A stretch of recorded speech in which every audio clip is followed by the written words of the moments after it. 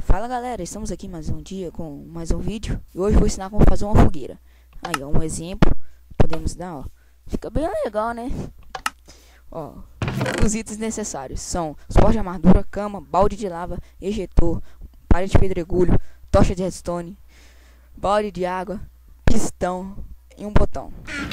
Primeiro a gente vai começar a cavar dois profundidade, dois largura, aqui assim. Aqui ó, aqui a gente bota a cama. Primeiro quem bota é galinha, né? Meio estranho, né? Ó, aqui, aqui. Você cava aqui, ó. Solta água aqui. Quando você soltar, você tem que pegar, ó. Mirar aqui. Um aqui. O outro aqui. O outro bem na quininha. Ele sair de lado assim, ó. Melhor.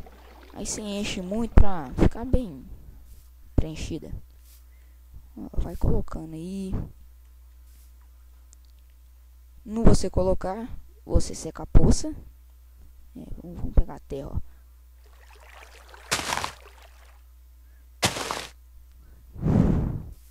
Coloca balde de água aqui. Mais um. Seca aqui.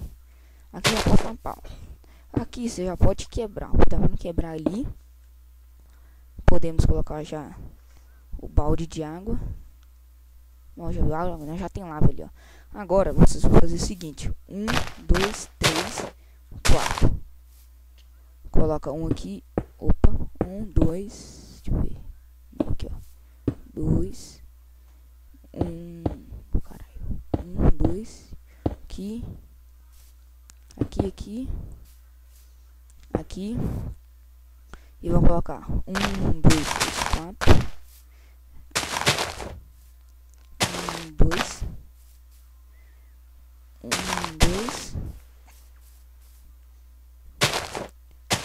Aqui nós preenche também, ó.